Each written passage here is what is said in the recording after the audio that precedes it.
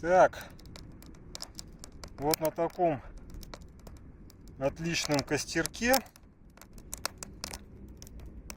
и там такое закатное красное небо в самом-то деле. Вообще оно такое довольно-таки красивое, прям реально красное. Вот такое вот там небо. Вот так.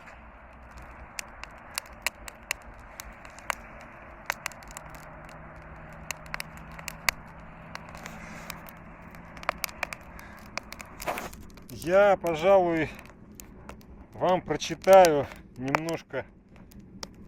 Вот такая вот книженция у меня маленькая.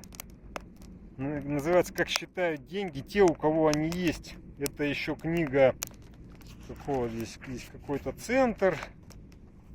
Некий центр харизма. В общем, наш Новосибирская, что-то такое. Ну, раньше популярная тема была «Как научиться бизнесу и не умереть». Ну, это я так. 2007 год, Новосибирск. Некий Алферов. И здесь классная такая история про... О, костер вообще отличный. Про политику я уже сказал. Так, я попробую ее зачитать, да, то есть мне понравилась прям вот эта история. Короче, про венчурного инвестора. Ну, здесь он на примере объясняет, что такое венчурный инвестор. Вот. Рассказ женщины, повстречавшей венчура на своем жизненном пути. Я, говорит, она честный труженик мелкооптовой торговли, то есть всему везу товары из Китая. Живу в отдаленном районе, смотрю из своего окна и вижу, что соседи мои испытывают большую потребность. Им нужна охраняемая автостоянка. Сейчас. Плохо видно уже, ну ладно. То колесо кто-то свинтит, то стекло разобьют. Походила я по окрестностям, нашла подходящий пустырь. Согласовала вопрос в районной администрации, составила смету капитальных вложений. Получилось что-то около 15 тысяч долларов. Цены, как и везде, исторические. Стала изучать свои финансовые возможности. Примерно половину этой суммы я нашла. И вот вторую половину где-то надо найти. Обратилась к своим товарищам. Обращалась к своим товарищам. У той одно, у другой другое. В общем, деньги есть, но все в обороте. Ну да, понятно. Так. Тут одна подруга мне и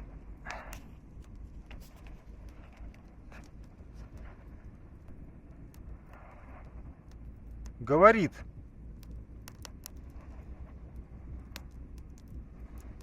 слушай, знаю я одного парня, для которого 1010 долларов не деньги.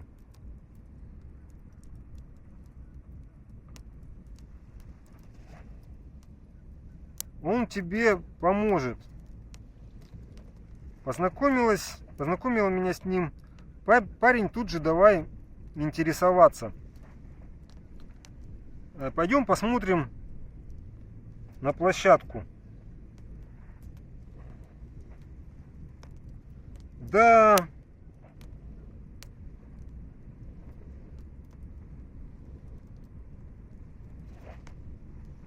Сейчас.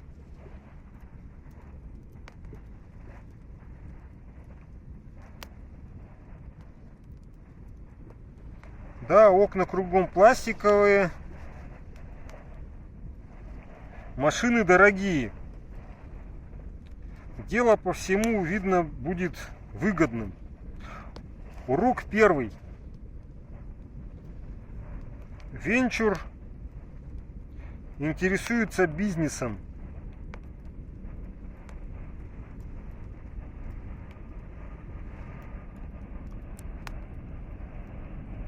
Венчур интересуется бизнесом.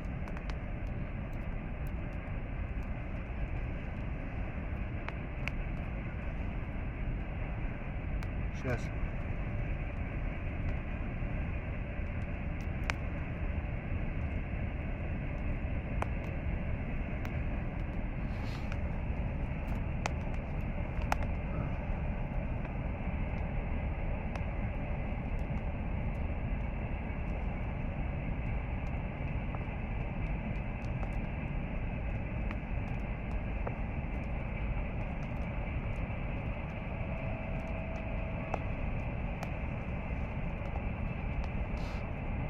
Но не затратами. Вот, понятно.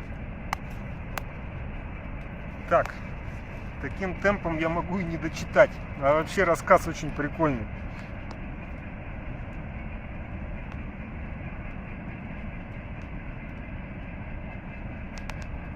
Да, обидно, обидно. Просто все темнее и темнее, уже почти ничего не вижу. Давай начинай стройку. Когда я увижу, что дело пошло, тогда и я свою долю внесу. Урок второй. Венчур всегда инвестирует деньги вторым, после того, как инвестор проекта уже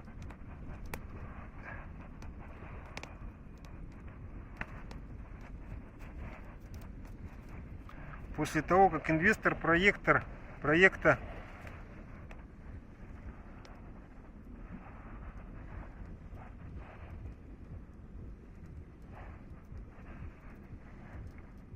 уже свою часть вложит.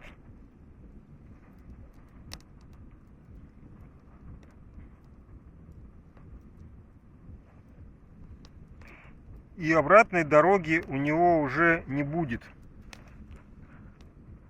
Фу, как тяжело это читать. Вообще почти ничего не видно. И костер уже не такой большой и классный.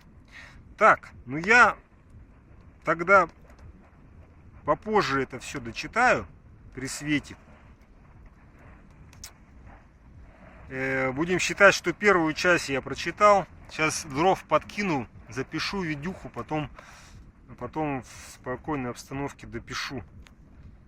Так, все, пока останавливаю.